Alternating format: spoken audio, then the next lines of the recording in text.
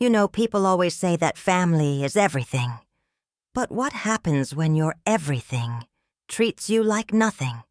My name is Evelyn Carter, and for 63 years I poured my heart, my money, and my soul into a family that barely saw me. Today I want to let you into my world, one of secrets, betrayals, and a journey from invisibility to undeniable power. Before we dive in, let me ask, where are you watching from? And don't forget to subscribe to the channel so you never miss a story like this. Now let's begin the chapters of how I reclaimed my dignity after they abandoned me, and what happened when I won the lottery. I used to believe that being needed was the same as being loved. Every morning for the past 15 years since my husband Robert passed, I've woken up at 5:30 a.m. to prepare breakfast for a family that rarely says thank you. "Mom, where's my blue tie?" Matthew called from upstairs as I flipped pancakes in the kitchen. "Second drawer of your dresser. Left side," I replied, knowing exactly where everything was in this house. I always did.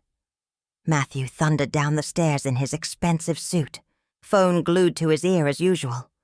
At 42, my eldest son had become the spitting image of his father, ambitious, commanding, and increasingly cold.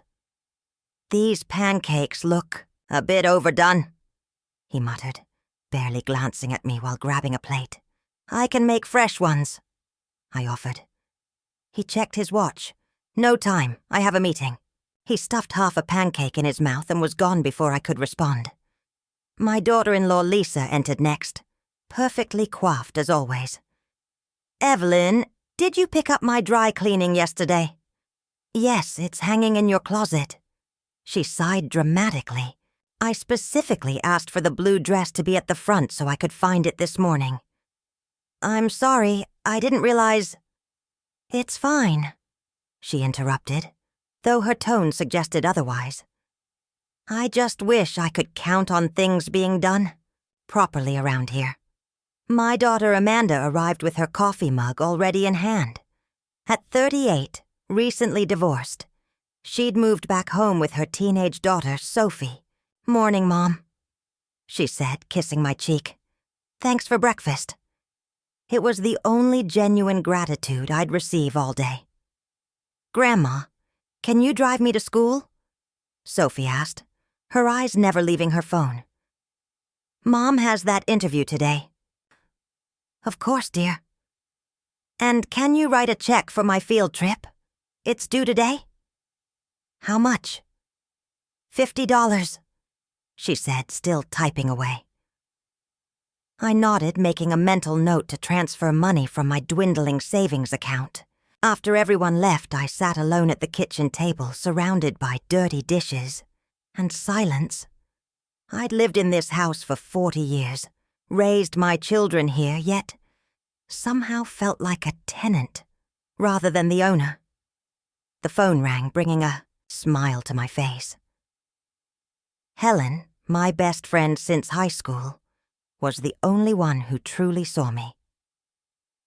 "How are things in the shadow realm today?" she asked, our private joke about my invisibility in my own home. "Same as always. I'm preparing Matthew's promotion party for Saturday." "Let me guess. You're cooking, cleaning, and paying for everything while they treat you like the help?" I sighed. "They're family, Helen." "Family who takes you for granted," she said firmly. "When was the last time any of them asked how you were doing?" I couldn't remember. Later that afternoon, I carefully ironed Matthew's shirts while Lisa watched television in the next room. "Evelyn," she called out, "make sure you use the special detergent on Matthew's white shirts. The regular kind makes them look dingy." "I always do," I replied softly. "And remember, no starch on the collars," she continued as if I hadn't spoken. "You overdid it last time." I'd been doing Matthew's laundry for 42 years. I knew how he liked his shirts. That evening, I prepared a roast dinner that took 3 hours to perfect. As everyone gathered around the table, I placed the serving dishes carefully before taking my seat. "I forgot to tell you," Matthew said between bites. "We need to borrow $5,000 for Sophie's summer camp. Not, could we borrow? Or, would you mind? Just a statement, as if my bank account existed solely for their convenience. I'll have to check my accounts," I said quietly. Lisa rolled her eyes.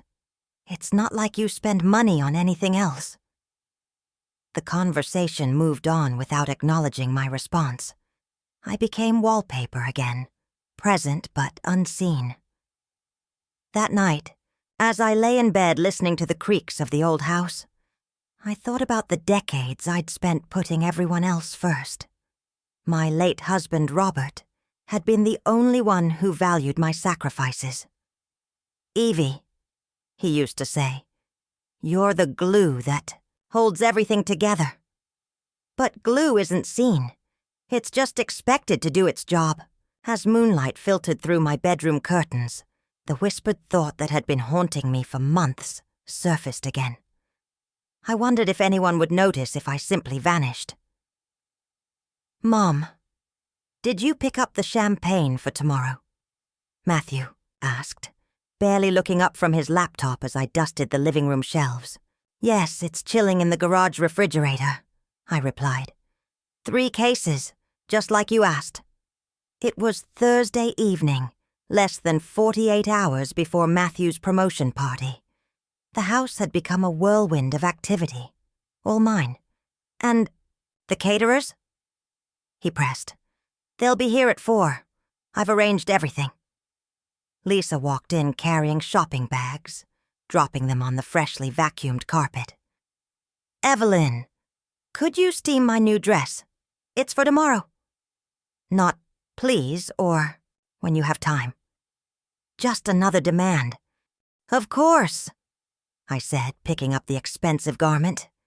"Be careful with it," she warned. "It's designer." Amanda appeared in the doorway, looking apologetic. "Mom, I hate to ask, but could you watch Sophie tomorrow afternoon? I need to finish a project for my job interview next week." I was planning to finish the party preparations. Please. It would really help. I nodded, rearranging my mental schedule yet again. "I'll make it work." Later that evening, I stood in the kitchen mixing homemade dips when Sophie wandered in, headphones around her neck. "Grandma, what are you making?" "Spinach artichoke dip for the party."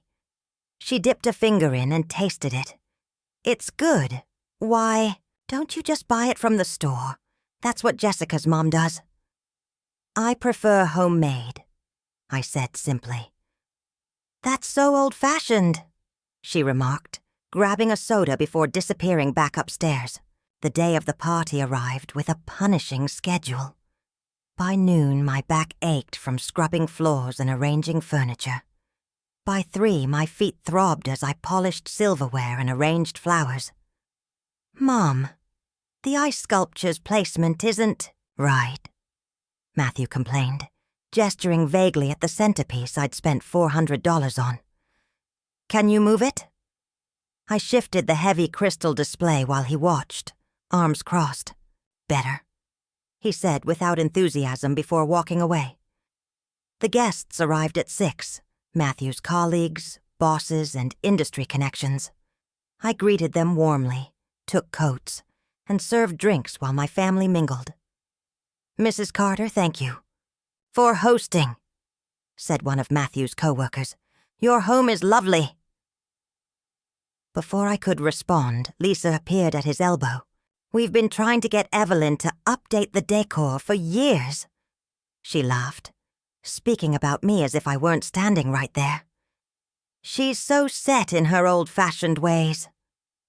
Her friends tittered politely. "Such a classic generation," one of them remarked. "My mother's the same. Can't convince her to join the 21st century."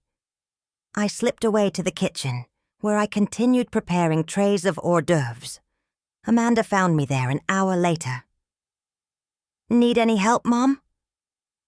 "I'm fine," I replied, automatically. She hesitated. "The party's going well. Everyone's impressed." "Good. Are you okay? You seem quiet." I forced a smile. "Just busy." She squeezed my arm gently before returning to the guests. It was the most concern anyone had shown me in weeks. As I carried a tray of canapes into the living room, I overheard Matthew speaking to his boss near the fireplace. "Your mother seems lovely," the older man said. "Does she live with you?" Matthew laughed. "Other way around. We live with her. After Dad died, it made sense financially. Mom's just there. I don't know what we'd do if she wasn't, but she's nothing special."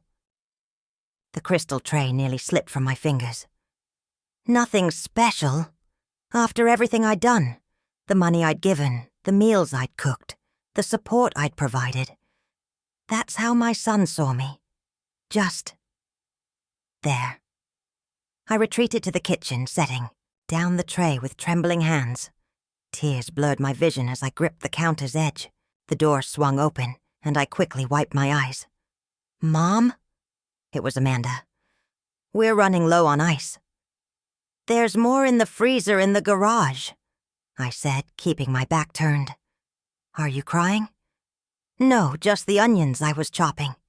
She hesitated. "If you say so. Can you bring out more champagne when you get a chance?"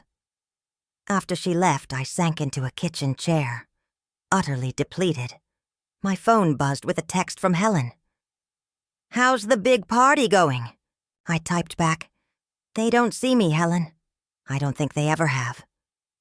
Her reply came quickly. "Then maybe it's time they learn what life is like without you." As laughter filtered in from the living room, my living room in my house that I had maintained for decades, something crystallized inside me. A lifetime of being taken for granted, of being invisible, of being nothing special, had finally reached its breaking point. I stood up, smoothed my dress, and made a silent promise to myself. This would be the last time I disappeared for their convenience. The morning after Matthew's party, I woke early as usual. The house was littered with glasses and plates, remnants of a celebration I'd facilitated but hadn't been part of. Instead of cleaning immediately as I normally would, I made myself a cup of tea and sat at the kitchen table. My late husband Robert's voice seemed to whisper in my ear. "Evie, always keep something for yourself. The world takes from givers." Robert had been gone for 15 years, but his financial wisdom had stayed with me. While my family thought I lived solely on Robert's modest pension and social security, the truth was more complex. "Morning, Mom," Amanda mumbled, shuffling into the kitchen in her bathrobe. "Coffee made yet?" "No," I replied simply. She looked surprised. "Oh, okay, I'll make some." As she fumbled with the coffee machine, I sipped my tea, remembering a conversation with Robert 30 years ago. "I've opened a separate account in your name," he had told me. "Every month transfer a little something to it, our little secret." At first, I'd felt guilty about the hidden money, but over decades that account had grown. I'd added to it with small side jobs, alterations for neighbors, occasional bookkeeping for local businesses, selling homemade preserves at the farmer's market. Nothing my family knew about or would have deemed significant. "The house is a mess," Amanda remarked, looking around at the aftermath of the party. I nodded. "Yes, it is." She waited for me to say more, to offer to clean it as I always did. When I remained silent, she shifted uncomfortably. "I guess I should help tidy up." "That would be nice," I said. Later that morning, as Matthew and Lisa slept in, I slipped out to meet Helen, at our favorite cafe. "You look different today," Helen observed, studying my face. Something happened. I stirred my cappuccino slowly. "I realized something last night. I've been enabling them for years." "Hallelujah!" Helen raised her hands. "The woman sees the light. It's not funny, Helen. I feel like I've wasted decades." Her expression softened. "Not wasted. You raised your children, supported your family. That's never a waste. But maybe now it's time for phase 2 of Evelyn Carter's life." "What would that even look like?" I wondered aloud. "Like whatever you damn well want it to," she said firmly. After brunch, I stopped at the corner store as I did every Saturday to buy my weekly lottery ticket, a $5 habit Robert and I had started, together decades ago. "The usual, Mrs. Carter?" asked Joe, the owner who'd known me for years. "Yes, please. 5 quick picks."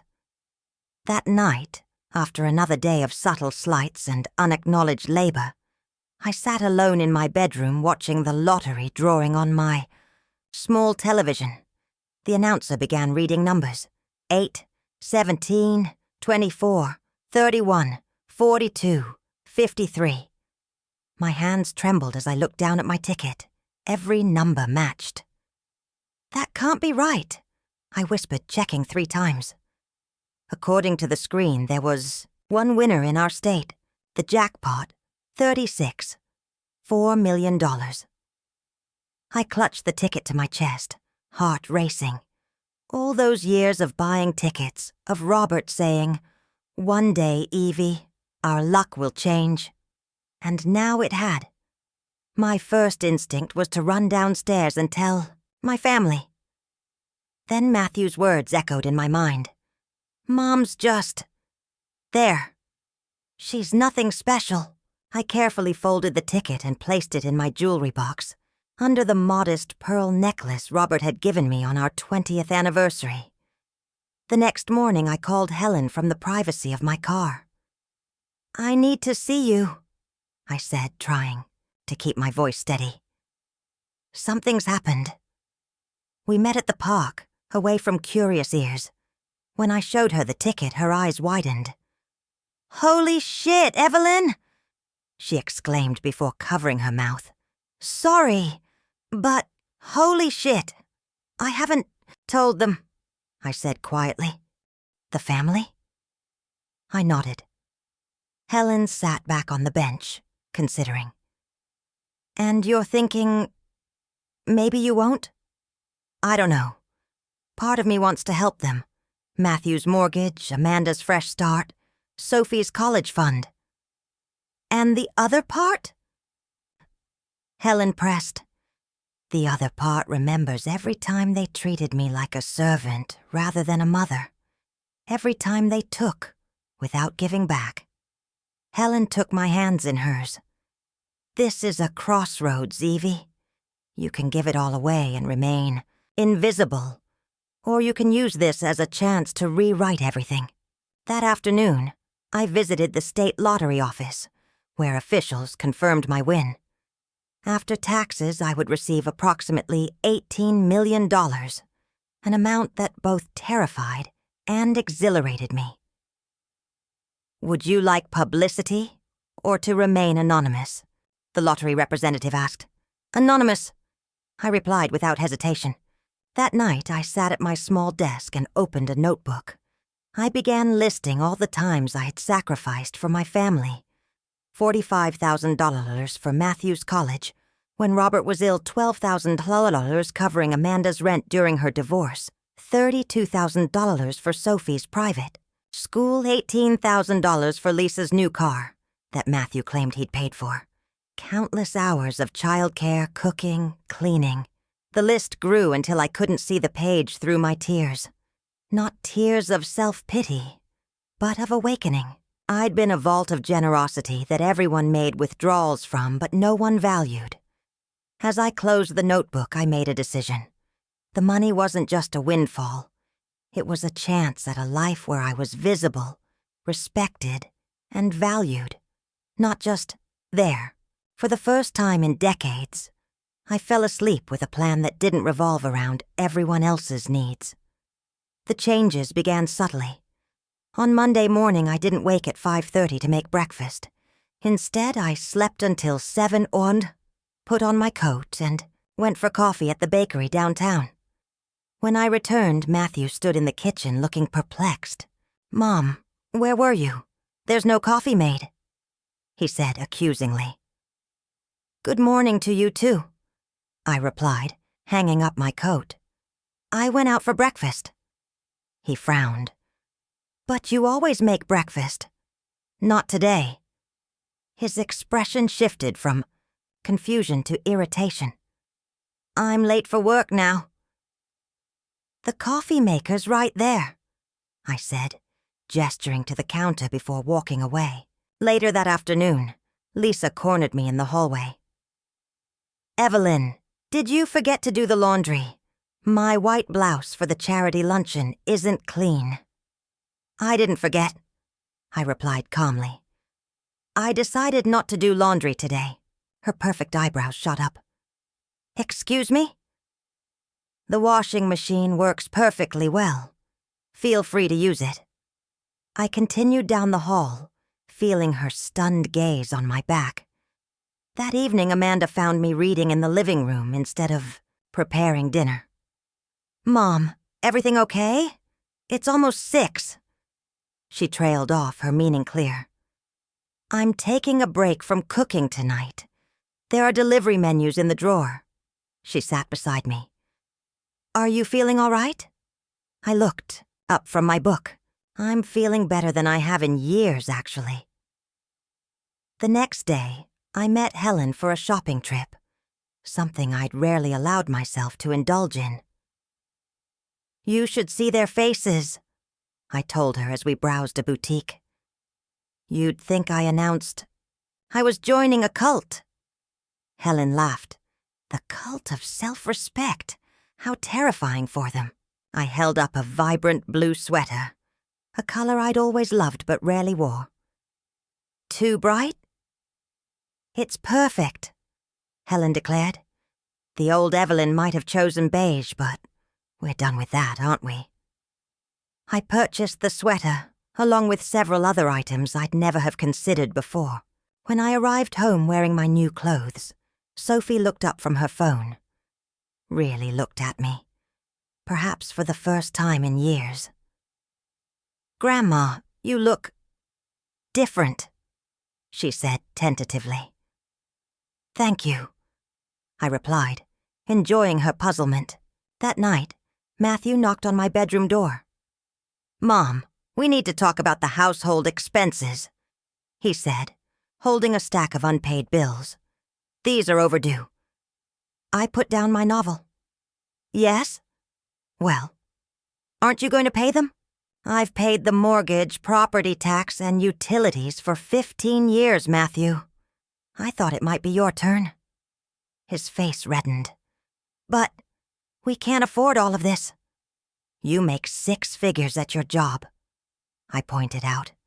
"Lisa shops at designer stores. Surely you can manage the electric bill." He ran a hand through his hair, flustered. "Mom, that's not fair. We have our own expenses." "So do I." He left in a huff, muttering about sudden changes and unreasonable expectations. The next morning, I enrolled in a watercolor class at the community center, something I'd wanted to do for years but never found the time for between family obligations. "You're a natural, Evelyn," the instructor said as I experimented with colors. The praise, so rare in my life, warmed me from within. When I returned home, Lisa was frantically searching the kitchen. "Where's the good silver?" she demanded. "I'm hosting book club tomorrow." "In the cabinet where it always is," I replied. "Can you polish it?" I smiled gently. "No." Her mouth fell open. "What do you mean, no?" "It's a simple word, Lisa. No, I won't polish the silver for your book club." Sophie wandered into the kitchen with an armful of laundry. "Grandma, can you wash these? I need my track uniform for tomorrow. The washing machine is down the hall," I replied. She looked as though I'd suggested she build a rocket ship, but I don't know how to use it. "You're 16, Sophie. It's time you learned." That afternoon, Amanda came to my room while I was sorting through old photographs. "Mom," she began hesitantly, "is everything okay?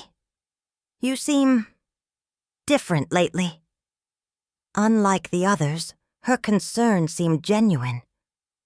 "I'm making some changes," I said simply. "Are you unhappy? Is it something we did?" I considered her question carefully. "It's not what you did, Amanda. It's what I allowed. I've spent years being everyone's support system without receiving much support in return." She looked down at her hands.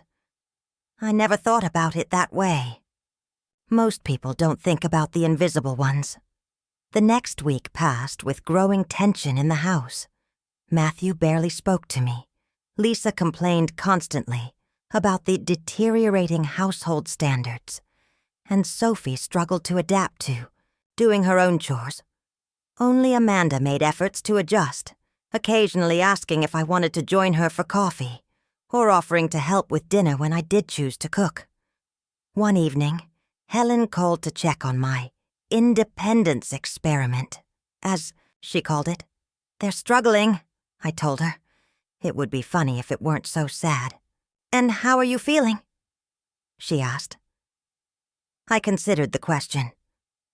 Powerful, for the first time in decades, but also sad that it took withdrawing my support for them to notice me at all. "The next phase will be harder," Helen warned. "Once they realize your changes are permanent, they'll try different tactics." "Like what? Guilt, manipulation, maybe even kindness," she said knowingly. "Stay strong." That night, I wrote in my journal, "They've taken so much without asking. My time, my energy, my money, my dignity. For years, I told myself it was love, that sacrifice without recognition was nobility. But there's nothing noble about being a doormat, nothing loving about being unseen. Tomorrow I'll take the next step." I closed the journal and looked at the lottery ticket, now secured in a sealed envelope in my bedside drawer. My secret weapon in a battle they didn't yet know we were fighting. By the third week of my quiet rebellion, the house had descended into chaos. Dirty dishes piled in the sink, laundry overflowed from hampers, and dust gathered on surfaces that I'd once meticulously maintained. "This is ridiculous," Lisa exclaimed during breakfast, gesturing around the kitchen. "The house is a disaster." Matthew lowered his newspaper. "Mom, this has gone on long enough. What exactly is your problem?" I sipped my tea calmly. "I don't have a problem." "Clearly you do," he snapped. "You've stopped doing everything around here." "I've stopped doing everything for everyone," I corrected. "There's a difference." Lisa slammed her palm on the table. "Is this some kind of senior moment? Or are you deliberately trying to make our lives difficult?" Amanda, who had been quietly making toast, turned around.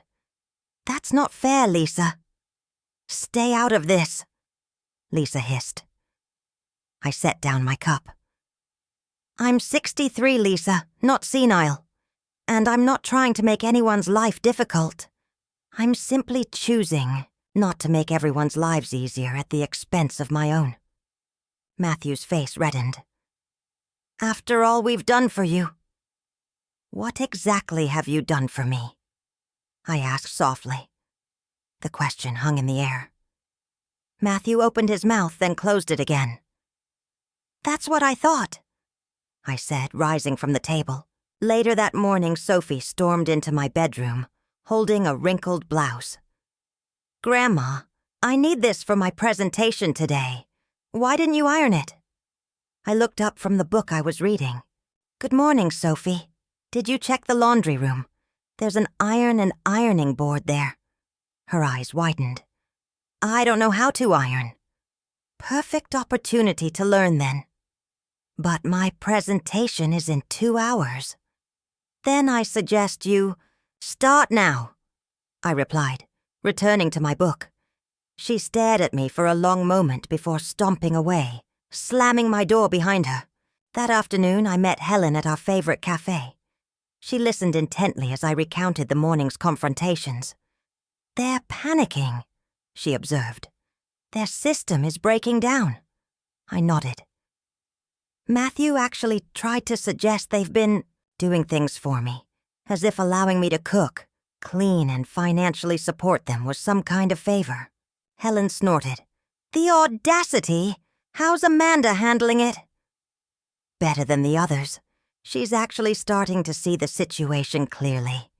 Yesterday, she apologized for not noticing how much I was doing."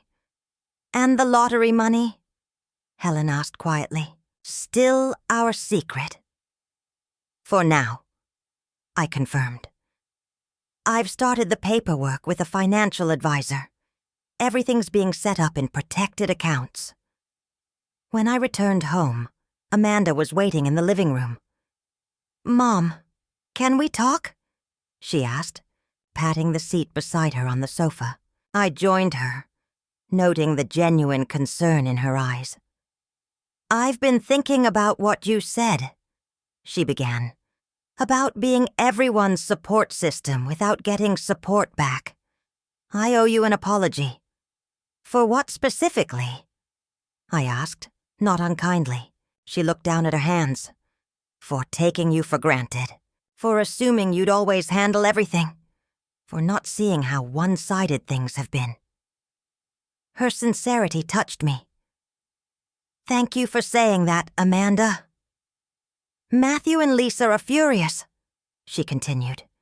"They think you're having some kind of breakdown or rebellion." "And what do you think?" "I think you finally reached your limit," she said simply. "And I don't blame you." That evening, as I prepared to leave for my watercolor class, Matthew intercepted me in the hallway. "Mom, this has to stop," he said firmly.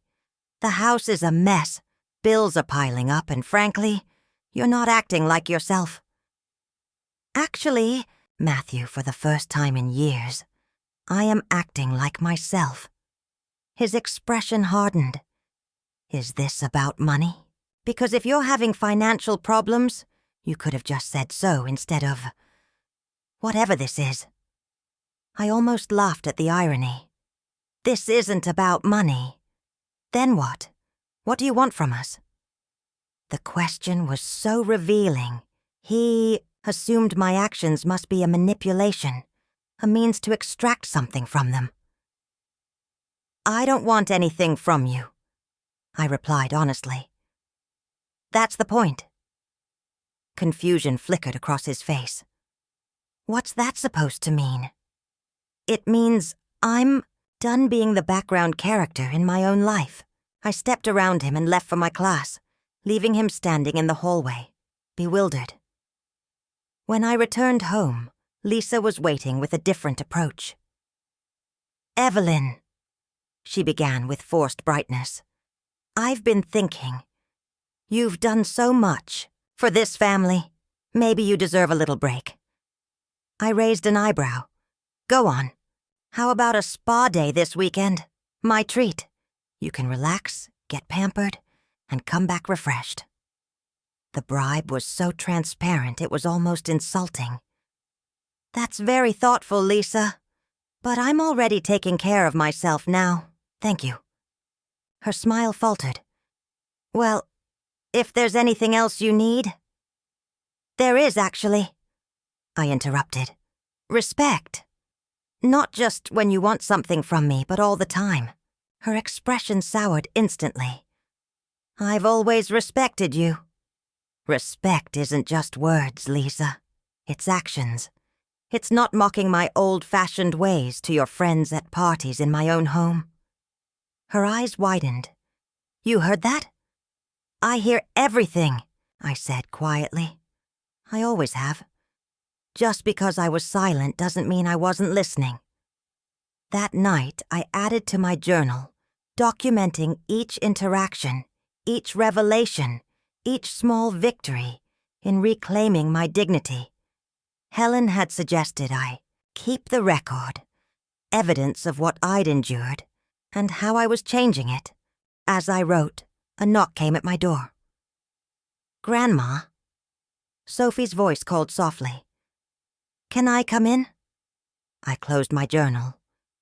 "Of course." She entered hesitantly, looking younger than her 16 years.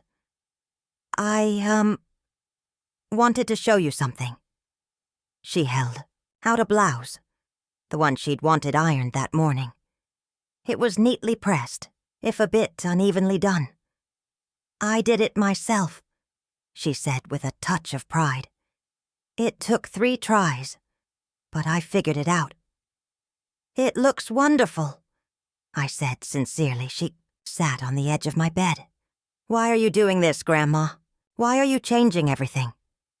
The genuine curiosity in her question deserved an honest answer. "Because I realized I'd become invisible in my own life," I explained. "And when you're invisible for too long, you start to disappear even to yourself." She considered this, twisting the hem of her shirt between her fingers. "I never thought about you being invisible." "No one did, Sophie. That was the problem." As she left my room, I felt the first threads of a new connection forming, one based on mutual visibility rather than service. The ground beneath our family was shifting, fault lines appearing in the foundation I'd spent decades maintaining. The question remained, when the earthquake finally came, what would remain standing? The following Sunday, I placed 4 envelopes on the dining room table before sending a group text. "Family dinner tonight at 7. I'm not cooking. Please order something and be on time. There's something important we need to discuss, yours." The responses came quickly. Matthew: "What's this about? I have calls I need to make." Lisa: "We had plans with the Hendersons." Amanda: "I'll be there." Sophie: "At precisely 7 brand p.m., cartons of Chinese food covered the table as my family gathered, curiosity and wariness evident on their faces." "Thank you for coming," I began, taking my seat at the head of the table, a position I'd always yielded to Matthew in the past. "What's going on, Mom?" Matthew asked, his tone a mixture of concern and impatience. "Is everything okay?" "That depends on your definition of okay," I replied. "I've made some decisions about my life moving forward, and they will affect all of you." Lisa set down her chopsticks. "I knew it. You're selling the house." "No," I said calmly. "Though that's interesting. Your first concern was about property, not my well-being." Amanda fidgeted uncomfortably. "Mom, you're worrying us. What's happening?" I took a deep breath. For most of my adult life, I've been the invisible foundation of this family. I've cooked your meals, cleaned your messes, and funded your dreams, often at the expense of my own. "Here we go again," Lisa muttered. Matthew shot her a warning glance before turning back to me. "Mom, if this is about the chores..." "It's about much more than chores, Matthew," I interrupted. "It's about respect, recognition, reciprocity." I picked up the first envelope and slid it across the table to him. "What's this?" he asked, opening it cautiously. "Bank statements," I replied, "showing the $45,000 I paid for your college tuition when your father was ill." His face paled as he scanned the documents. "That was decades ago." "Yes, it was. Money you've told everyone your father provided, even though he was on disability at the time. I passed the second envelope to Amanda. The records of the rent payments I made for you during your divorce. $12,000 over 8 months. Money you promised to repay but never mentioned again. She looked down, shame coloring her cheeks. Mom, and Lisa. I continued, sliding the third envelope toward my daughter-in-law. The $18,000 check I wrote for your new car 3 years ago. The one Matthew told his colleagues he bought for you. Lisa glanced at Matthew accusingly before opening the envelope. I didn't know, she said quietly. Sophie looked uncertain, glancing between the adults. Grandma, why are you doing this? Because it's time for truth, Sophie, I answered, my voice softening. And the truth is that I've enabled a family dynamic where my contributions, emotional, physical, and financial, have been taken for granted. I reached for the final envelope, the one containing documentation of my lottery win. There's one more thing you should know, I said, my heart racing. 2 weeks ago, I won the state lottery. The silence that followed was absolute. You what? Matthew finally managed. I won 4 million, I stated clearly. After taxes, approximately $18 million. The room grew so quiet I could hear the wall clock ticking.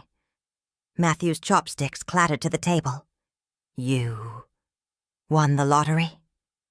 Lisa finally managed, her voice barely above a whisper. When? 2 weeks ago, I replied calmly. The day after Matthew's promotion party. And you didn't tell us? Matthew's voice rose with each word. Why would you keep something like that secret? I met his gaze steadily. Because I needed to see who you all were when you thought I had nothing to offer. Who you'd be when there was no inheritance to consider, no financial support to expect. Sophie looked bewildered. So all of this, you stopping doing everything, was a test? Not a test, Sophie. A revelation. For all of us. Amanda wiped away tears that had begun to fall. You shouldn't have had to do that to be seen, Mom. I opened the final envelope and placed the documents on the table. The lottery confirmation, the trust paperwork, the financial plans I'd already put in motion.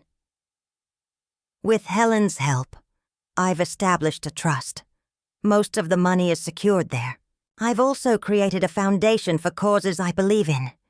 Education for older women returning to school. Support for widows. Community centers. Matthew leaned forward, his business instincts kicking in. And the family? What about us? The naked interest in his eyes confirmed everything. For a moment, no one breathed. That, I said, folding my hands on the table, depends entirely on what happens next. The days following my announcement brought change like a hurricane. First came the shock, then the frantic scrambling to adjust. Matthew arrived at breakfast the next morning wearing what I called his client smile. Broad, practiced, and utterly insincere. Mom, I've been thinking about what you said, he began, pouring himself coffee as if it were a normal day. And you're absolutely right. We've taken advantage of your generosity for too long. Lisa appeared moments later, dressed, impeccably as always, but with an unusual warmth in her manner. Good morning, Evelyn. I made blueberry muffins. Your favorite. I accepted a muffin with a smile. Thank you, Lisa. That's thoughtful. I was thinking, she continued, sitting closer than she ever had before. We should plan a spa weekend. Together. Mother-daughter bonding. Matthew nodded enthusiastically. And I'd love to take you to that Broadway show you mentioned wanting to see last year. I sipped my coffee quietly, watching the performance unfold. Helen had warned me this would happen. The phase of manipulation, she called it. The sudden interest, the gifts, the charm offensive designed to access my newfound wealth. The muffins are delicious, I said finally. But let's be honest about what's happening here. Lisa's smile faltered. What do you mean?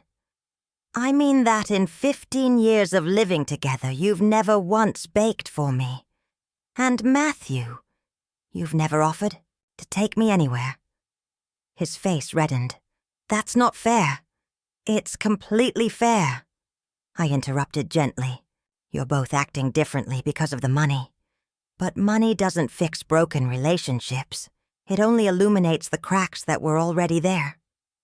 The facade crumbled instantly.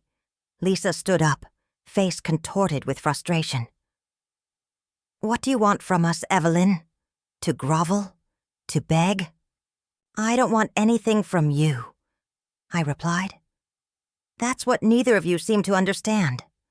I'm not withholding affection or money as leverage. I'm simply no longer participating in relationships that diminish me.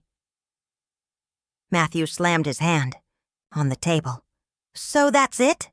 You get rich and decide to punish your family.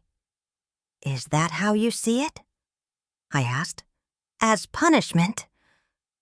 What else would you call it? He demanded.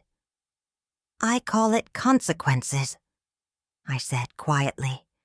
Not punishment. Later that afternoon, Amanda knocked on my bedroom door. Unlike the others, she entered without an agenda, sitting beside me on the bed with genuine remorse in her eyes. I've been thinking about everything you said last night, she began. About the rent money, about how we've treated you. I'm ashamed, Mom. Why? I asked simply. Because I saw what was happening and never spoke up. Because I accepted your help without acknowledging the sacrifice. Because I let you become invisible. Her voice broke. How do I make this right? I took her hand. By seeing me, Amanda. Not what I can do for you, but who I am. She nodded, wiping away tears. I want to know you, Mom. The real you, not just my mother, but Evelyn, the woman with dreams and disappointments I never asked about. It was the first genuine connection in weeks, and it loosened something tight inside my chest. That evening, Sophie slipped a note under my door, the first letter she'd written me since elementary school Mother's Day cards. Dear Grandma, I'm sorry I haven't been a good granddaughter. I didn't know about all the things you did for everyone. Mom told me how you helped pay for my school when Dad left and nobody had money. I don't care about the lottery.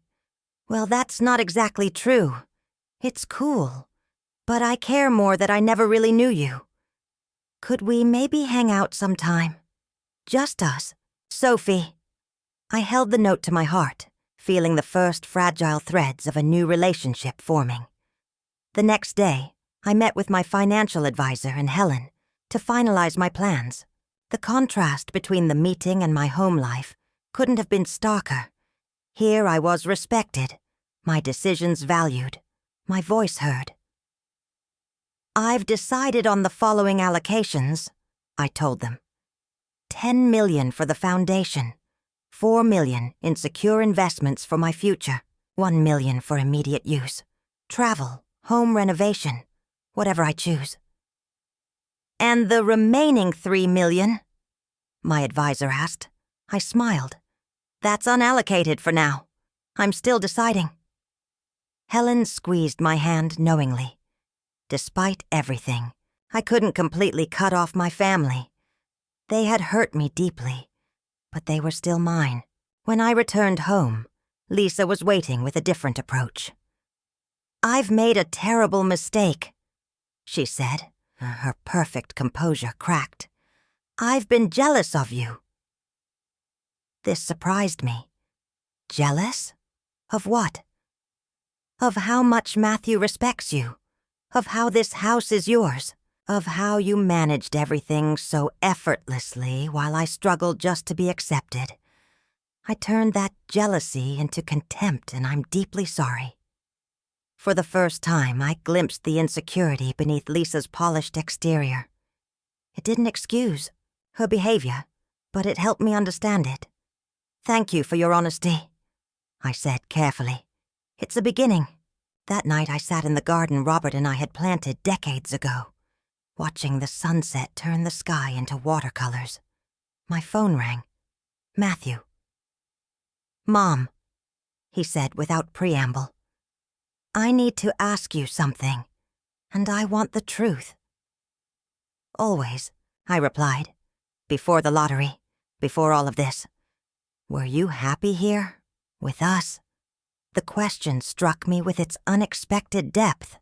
I considered my answer carefully. There were moments of happiness, I said truthfully. When Sophie was born. When Amanda came home after her divorce, and we stayed up talking until dawn. When you got that first big promotion and hugged me so hard my feet left the ground. But most of the time I felt used, I admitted, like a convenience, not a person. The line went quiet for so long I thought he'd hung up. I don't know how to fix this, he finally said, his voice uncharacteristically vulnerable. Neither do I exactly, I replied. But recognizing there's something to fix is the first step. As June bloomed into July, the house dynamics continued to shift. I'd moved ahead with plans to renovate the sunroom into a painting studio, my first major project for myself. These windows will let in perfect northern light, the contractor explained as we reviewed the plans. Matthew stood in the doorway, watching. You're really going through with this? Yes, I said simply. I've wanted to paint seriously for years. He nodded slowly. Dad always said you were talented. I remember those landscapes you used to do when we were kids. The memory surprised me. You remember those? Of course. You stopped after Sophie was born. I assumed you just lost interest. I shook my head. Not interest. Time. There was always something more important to do for everyone else. A flicker of understanding crossed his face. I never thought about it that way. The renovation became a metaphor for my transformation, stripping away old structures to create space for new growth. As workers removed walls and expanded windows, I too was removing limitations and letting in light. Early August brought my first major trip, a 2-week painting retreat in Montana with Helen. I'd never been away from family for so long. The freedom was both terrifying and exhilarating. Look at you, Helen said as we sat beside a mountain lake, my canvas capturing the sunset. You're blooming. I feel like I've woken up after a very long sleep, I admitted. When I returned, home, tanned and refreshed, Amanda was waiting with news. I got the job, she said, beaming. The one I interviewed for. It's not much money, but it's a start. I hugged her tightly. I'm so proud of you. And, she continued hesitantly, Sophie and I found an apartment. It's small but nice, close to her school. We can move in next month. My heart constricted. Despite everything, the thought of them leaving created an unexpected ache. That's wonderful, I managed. A fresh start for both of you. You're not upset? I shook my head. This is what should happen. You building your independence is healthy. She smiled sadly. It's what you've been teaching us, isn't it? To stand on our own. The following week, I received a letter from a lawyer. Matthew and Lisa had signed the house over to me completely, removing their names from the deed I'd added them to years ago, for convenience. When I confronted Matthew about it, He shrugged uncomfortably. It's your house, Mom. It always was. We should have been paying you rent all these years, not the other way round. It was the first step toward genuine accountability I'd seen from him. By early September, Sophie had become a regular visitor to my studio, watching me paint with curious eyes. "Could you teach me?" she asked one afternoon. I handed her a brush. "Of course." As we worked side by side, she opened up about school pressures, friend dramas, and her fears about her parents' divorce, things she'd never shared before. "Why didn't we ever talk like this before?" she asked suddenly. "Because we were too busy playing the roles we were assigned," I answered. "You as the child, me as the invisible support system." She nodded thoughtfully. "I like this better." "So do I." October brought my 64th birthday. For the first time in decades, I made no plans to serve others. Instead, I booked a table at my favorite restaurant and invited only those I truly wanted there. Helen, Amanda, Sophie, and, after much consideration, Matthew and Lisa. The dinner began awkwardly, past hurt still raw. But as wine flowed and conversation deepened, moments of genuine connection emerged. "A toast," Helen declared, raising her glass. "To Evelyn, who finally remembered that she matters. To Mom," Amanda added, "who taught us it's never too late to set boundaries." Matthew cleared his throat. "To the woman who raised us. I'm sorry we forgot to see you." Tears pricked my eyes as we clinked glasses. Not tears of sorrow or anger, but of recognition. For the first time in years, I felt truly seen. Later, as we left the restaurant, Lisa hung back to speak with me privately. "Matthew and I have been in counseling," she confessed. "There were patterns in our marriage, the way we treated you, the way we treated each other, that weren't healthy." "I'm glad you're getting help," I said sincerely. "I don't expect forgiveness," she continued, "but I want you to know I'm trying to be better." I nodded, appreciating her honesty without offering absolution. Some bridges would take a long time to rebuild, if they ever could be. The next day, I made my first major donation through my foundation, funding a program for women returning to education after raising families or caring for others. Seeing my name on the college announcement filled me with a different kind of pride than I'd ever felt before. "Mrs. Carter," the college president said during the small ceremony, "your generosity will change lives." "That's the idea," I replied, thinking of all the women like me who had put themselves last for too long. As I walked through the campus afterward, watching young students rushing to class, I felt a peace settle over me. The money had changed. My circumstances, but standing up for myself had changed my life. November arrived with the first snowfall and a black envelope in my mailbox. Inside was a formal letter from Matthew, written on his company stationery. "Dear Mom, this is the hardest letter I've ever had to write because it requires me to face things about myself I've spent years ignoring. The truth is, I became someone I'm not proud of. A man who took his mother for granted, who accepted her sacrifices without acknowledgement, who treated her home as his entitlement. When Dad died, I was supposed to step up, to be the man he raised me to be. Instead, I let you carry everything while pretending I was supporting you. I told myself lies, that you needed us more than we needed you, that managing the house kept you busy, that you preferred things this way. The lottery didn't change you, Mom.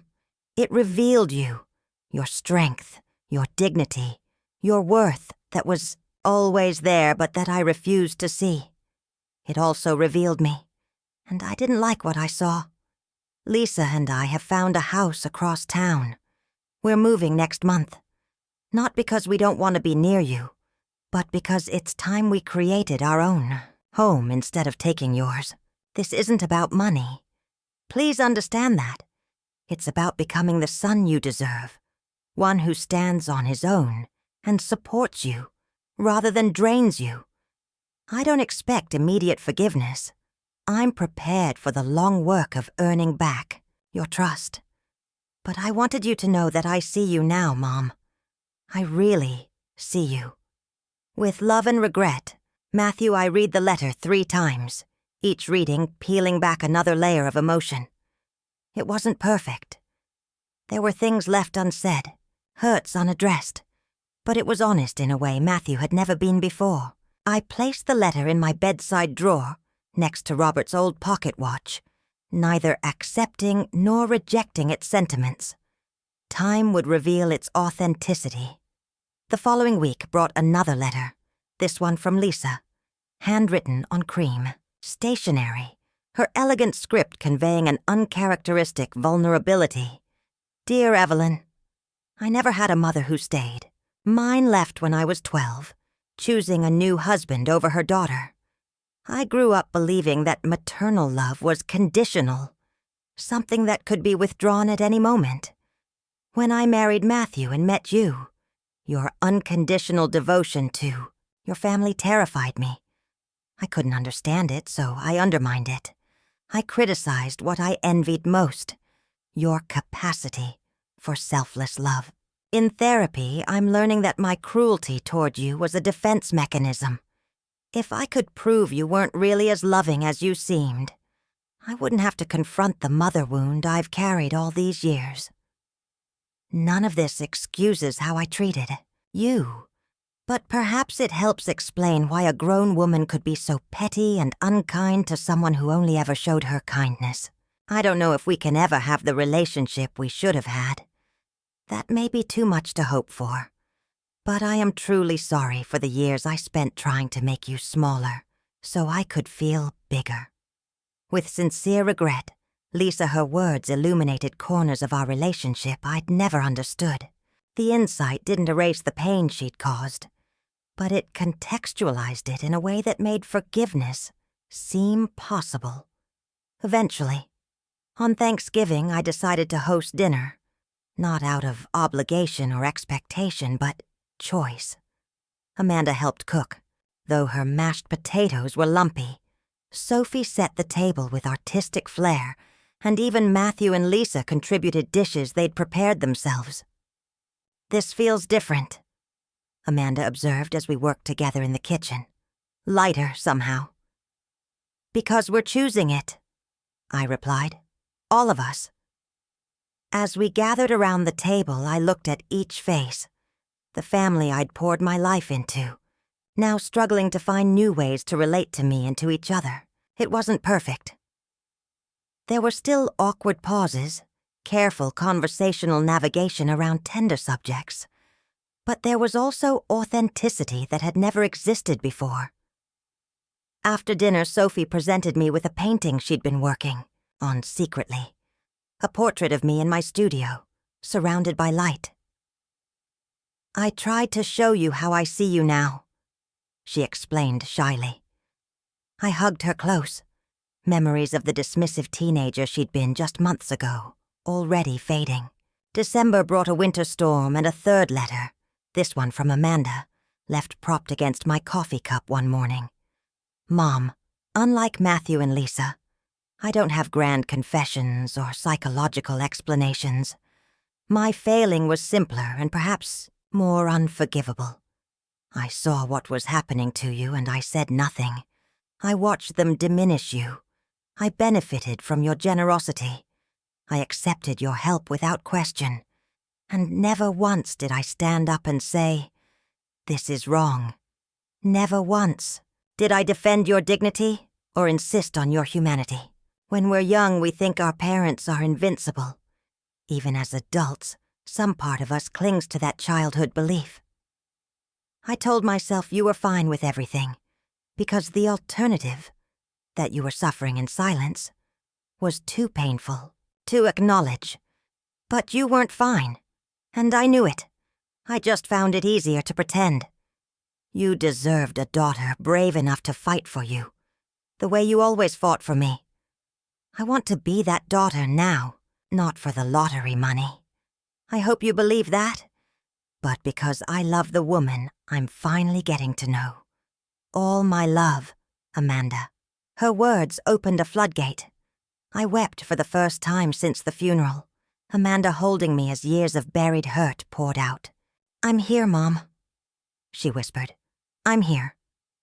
Christmas approached, and for the first time, I didn't exhaust myself creating everyone's perfect holiday. Instead, I communicated clear boundaries. I would host Christmas Eve dinner, but everyone would contribute. I would give gifts I could comfortably afford, nothing extravagant. I would spend Christmas morning at a women's shelter, volunteering with my foundation. To my surprise, my family didn't protest. In fact, Sophie and Amanda asked to join me at the shelter. As we served meals to women who had fled abusive homes, I watched my daughter and granddaughter engage with genuine compassion. Something was healing, not just within our family, but within themselves. On New Year's Eve, I stood in my completed art studio, looking at the painting I'd been working on for months, a self-portrait that captured not just my outer appearance, but the inner strength that had always existed beneath my service to others. Helen joined me, champagne in hand. "It's remarkable, Evie. You've captured yourself perfectly." "It took me 64 years to see myself clearly," I replied. "I'm not wasting any more time." As midnight approached, my family gathered in the living room, the same room where I'd felt invisible for so long. But tonight was different. Tonight I occupied the center, not the margins. "To new beginnings," Matthew toasted as the clock struck 12. I raised my glass. "And to remembering our worth." Spring came again, marking a full year since the lottery win that had catalyzed so much change. The cherry blossoms Robert and I had planted decades ago bloomed outside my studio windows as I put the finishing touches on my first gallery submission. "They're going to love your work," Helen assured me, examining the collection of landscapes and portraits. "It doesn't matter if they do," I replied with newfound serenity. "I love it." Much had changed in 12 months. Matthew and Lisa had moved into their own home, smaller and less grand than they were accustomed to, but theirs. Amanda and Sophie had settled into their apartment, with Amanda advancing at her job and Sophie preparing for college. The house felt different with just me in it. Peaceful, spacious mine. I'd renovated to suit my tastes alone, no longer accommodating everyone else's preferences above my own. My weekly routine had transformed as well. Mondays were for painting. Tuesdays I volunteered with my foundation. Wednesdays I took classes at the community college. Philosophy, literature, subjects I'd always wanted to explore. Thursdays were for friends. Lunch with Helen, coffee with new acquaintances who shared my interests. Fridays often brought family dinners, now characterized by equal contribution and mutual respect. The lottery money had provided freedom, but it was the boundaries I'd established that created peace. One sunny April afternoon, I received a call from the local community center. A group of women, mostly older, many widowed or divorced, wanted me to speak about my journey from invisibility to empowerment. "I'm not sure what wisdom I have to offer," I told the coordinator hesitantly.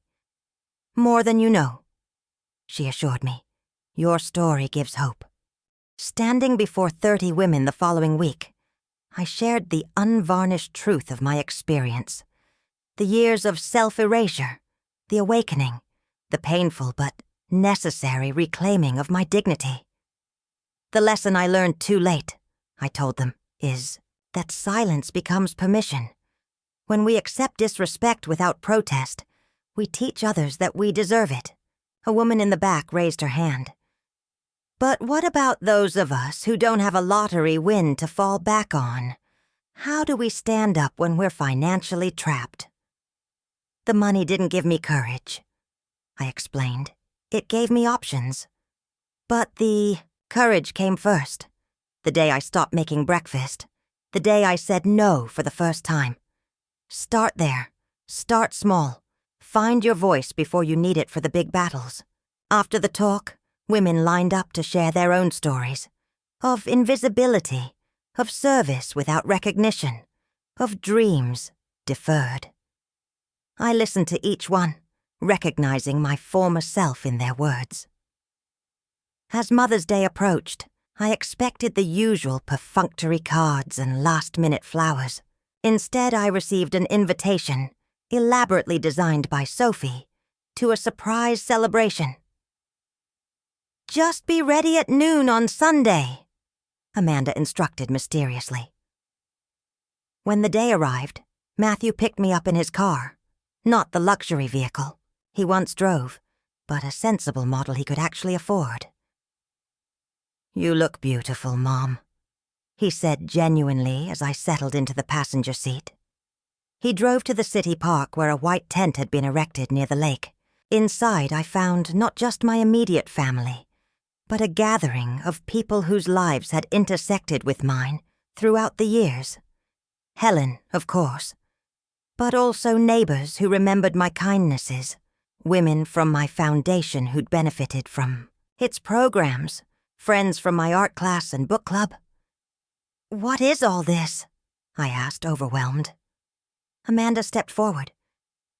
"It's a celebration of you, Mom, not just as a mother, but as Evelyn Carter, artist, philanthropist, friend, and the strongest woman we know." Tears threatened, but they were different from the tears I'd shed in that kitchen a year ago. These weren't tears of hurt, but of recognition, of being truly seen at last. Later, as the gathering continued around me, Matthew sat beside me on a bench overlooking the water. "Do you remember the time Dad took us fishing here?" he asked. "When I was about 10? I smiled at the memory. You were so determined to catch something bigger than he did.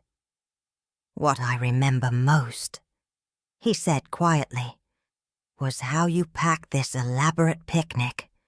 Dad and I were focused on the fish, but you made sure the day was perfect in all the ways we never appreciated." He paused, watching a pair of ducks glide across the water. "I think that's how it always was. You created the foundation that we took for granted, the stability, the care, the unconditional support. We built our lives on it without acknowledging its value." "That's what mothers often do," I replied. He shook his head firmly. "No, that's what you did because we let you, because we took advantage of your love."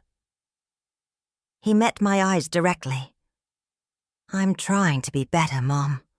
With Lisa, with friends, with colleagues. I catch myself now when I start to take people for granted. It wasn't a perfect apology, but it was genuine progress." As summer approached, I made a decision I'd been contemplating for months. I invited the entire family to dinner, a meeting of sorts. "I've been thinking about the future," I began, once we were all seated. "About the kind of legacy I want to leave." Tension visibly rippled around the table, each of them likely wondering if this was about inheritance or the remaining lottery money. "I've structured my will to primarily benefit my foundation," I continued. "The work supporting women's education and independence matters deeply to me." I noted their expressions carefully. Acceptance rather than disappointment. Another small sign of growth. "However," I added, "I've also established trust funds with specific purposes. For Sophie, college, and graduate school if she chooses. For Amanda, funding for the small business she dreams of opening someday." I turned to Matthew and Lisa. For you, seed money for the community outreach program you've been developing through your company. Matthew looked surprised. You knew about that? I pay attention, I said simply. The work you're doing to employ and train single mothers is meaningful. It deserves support. What I didn't tell them was that each trust came with conditions, not punitive ones, but guardrails to ensure the money fostered independence rather than entitlement. I'm not telling you this, so you'll be grateful, I clarified. I'm sharing it because I want you to understand what I value: education, independence, service to others. These are the legacies I hope to leave through all of you. After they left that evening, I sat alone in my garden, watching fireflies illuminate the early summer darkness. I thought about the woman I'd been a year ago, invisible, taken for granted, silently resentful, and the woman I'd become. The lottery hadn't changed me. It had simply accelerated a transformation that had been waiting to happen. The real catalyst was the moment I decided I deserved better, the moment I stopped disappearing for everyone else's convenience. My phone buzzed with a text from Helen. Proud of you, Evie. Always have been. I smiled, thinking of all the women like me. The invisible foundations of families and communities. The ones whose needs always came last. If my story reached even one of them, helping her find her voice before she disappeared completely, then everything I'd experienced would have meaning beyond my own life. The following week, I submitted my painting portfolio to a local gallery. The curator examined each piece carefully before looking up with genuine interest.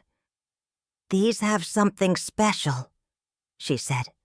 A lifetime of seeing other people. Finally, turned inward. We'd be delighted to include them in our summer exhibition. As I left the gallery, contract in hand, I remembered something Robert had told me in our last year together.